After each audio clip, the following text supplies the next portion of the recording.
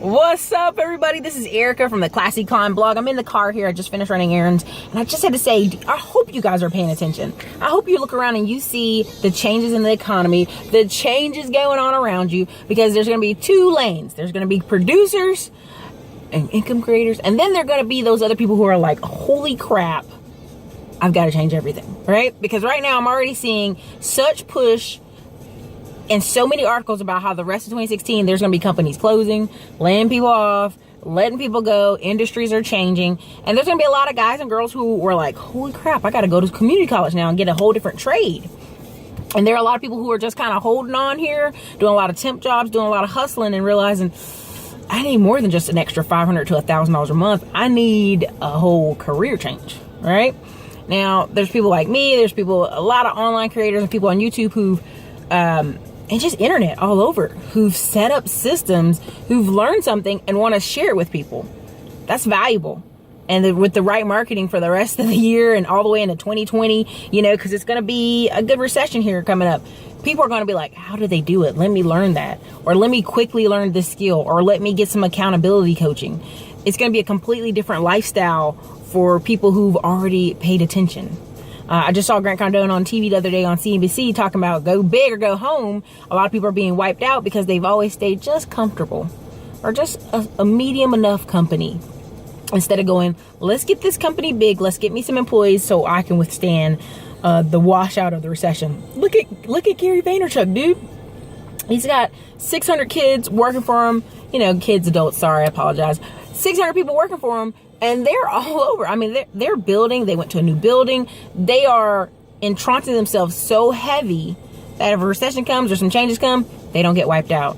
Now he's even going into VaynerMedia. Why? Because more kids are going to need to be able to stand out and have marketing to get into the top schools, to get into NFL, to get those contracts with advertisers. Because advertisers are seeing online, YouTube, Instagram, athletes, whatever they post, people want to buy. People want to share. So Gary Vee's not an idiot. He's looking for the future here. And this is what you're going to start seeing. You're going to see a stark contrast. It used to be like there's a middle class, a comfortable space where, you know, your husband's working and your wife's staying at home with 2 or 3 little ones to save money on daycare. And she's just she could go back to the workforce if she need to. There's going to be a lot of people like, Dad cannot afford to keep anybody at home. Everybody has to work. Or we're going to have to downsize. Or we're going to have to rent a smaller house. Or we're going to have to buy a smaller house. Or our credit cards are through the roof. We need to pull back. And then there's going to be people who've been seeing this change and started getting bigger and bigger as their micro business has gotten bigger. There's also people who've been building courses and products and teaching what they've learned so far to others. Building up assets. You know, right now I'm telling you, and I'm talking about in my other courses, Big Real Estate Life, and I'll put the links below, but I'm telling you, people are asking me, how do you create this? And I'm like, super simple. You know, put some money to the side, and they're like, well, I don't have any extra money. I'm like, dude, some people, if they just worked a part-time job at Lowe's or somewhere for an extra $800 a month, they'd have the money they need for marketing. They'd have the money they need to have the office. They'd have the money to at least let their wife go in there, work it, their sister, their brother, them on the weekends come work it. Building a business does cost capital. Building a business is a freedom producer. But if you invest yourself, I mean, really invest yourself, whether it's online or offline, into growing this thing before the recession hits, you look like the smart one. You look like the smartest kid in the classroom. You look like the person they need to listen to. You look like the person who's a thought leader.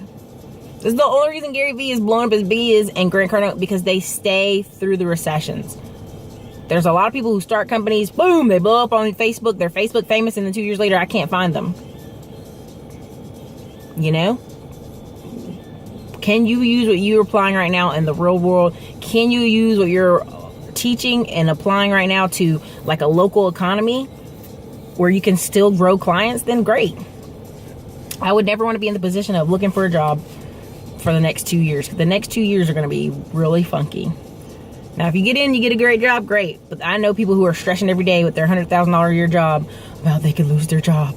Oh, Erica, you called me on my lunch break, but I didn't leave the building because I ate my lunch at my desk. Are you serious? That's no way to live, man.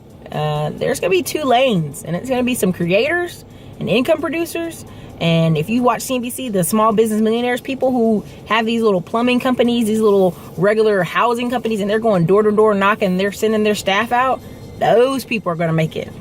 Those people are going to make it through the recession. They're going to keep eating out and going to dinner and doing whatever. It's everybody else who's getting washed out.